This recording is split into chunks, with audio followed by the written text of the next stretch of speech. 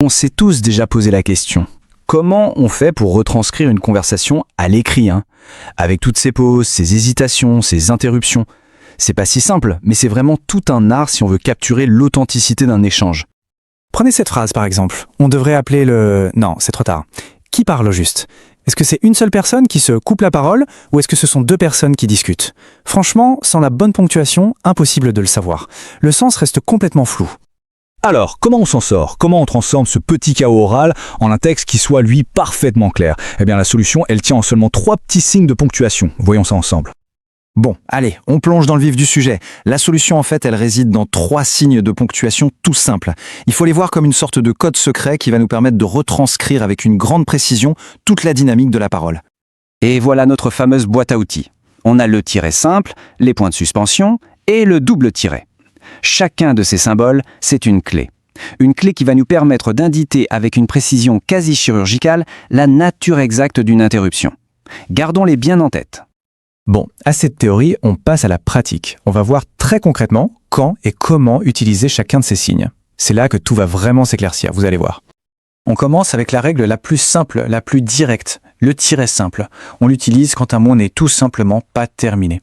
C'est le signal clair d'une hésitation ou d'une coupure en plein milieu d'un mot. Regardons cet exemple, d'être représenté. On entend presque la personne buter sur le mot, n'est-ce pas? Le tiret simple placé juste après nous montre précisément où la parole a été coupée avant de repartir. C'est tout bête, mais c'est terriblement efficace. Deuxième outil de notre boîte, les points de suspension. Alors là, c'est différent. Il signale un moment où la personne qui parle s'interrompt elle-même, peut-être pour réfléchir ou alors pour changer complètement de direction. C'est une interruption volontaire en quelque sorte. Ici, c'est limpide. La personne commence à dire « je voulais venir, mais… ». Et là, hop, les points de suspension nous montrent qu'elle abandonne cette idée pour enchaîner sur autre chose. On capture littéralement son processus de pensée en direct.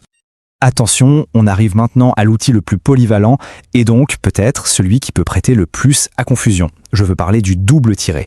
Il couvre en fait 2 scénarios bien différents. Ce qui est vraiment intéressant ici, c'est de voir les 2 utilisations côte à côte. D'un côté, le double tiret peut marquer une coupure nette, quand quelqu'un d'autre vous coupe la parole. Et de l'autre, il signale ce qu'on appelle un faux départ, quand une personne se corrige elle-même, mais instantanément. C'est donc vraiment le contexte qui va nous dire dans quel cas de figure on se trouve.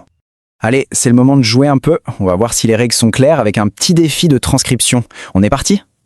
Première phrase à ponctuer. Je voulais dire que c'était... Enfin non, je sais plus. Quel signe on mettrait ici? Je laisse une petite seconde pour y réfléchir. Et la bonne réponse était bien sûr les points de suspension. La personne s'interrompt elle-même, elle change complètement d'avis. C'est le cas d'école de l'auto-interruption. Deuxième défi. J'avais dit qu'on allait partir ensemble. Là, l'interruption est beaucoup plus rapide, c'est une correction immédiate. Alors, quel outil on utilise dans ce cas précis? Eh oui, ici c'est le double tiret qui s'impose. La personne commence avec le verbe penser, puis se corrige sur le champ pour utiliser dire. C'est un exemple parfait de faux départ. Voilà, le point crucial à retenir, c'est que ces quelques règles, une fois qu'on les maîtrise, elles apportent une clarté absolue à n'importe quelle transcription. On va récapituler tout ça dans un guide final. Et voici la synthèse de tout ce qu'on vient de voir.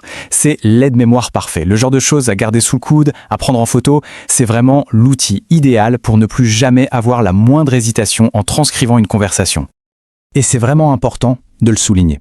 Bien transcrire, ce n'est pas juste une question de grammaire ou une obsession de puriste. Non, c'est une forme de respect.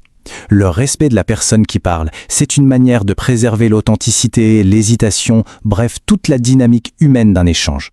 Finalement, on se rend compte que même avec les meilleurs outils du monde, la transcription a ses limites. On peut noter le rythme, les pauses, oui, mais comment on fait pour transcrire un sourire, un ton ironique, une émotion qui passe dans un regard?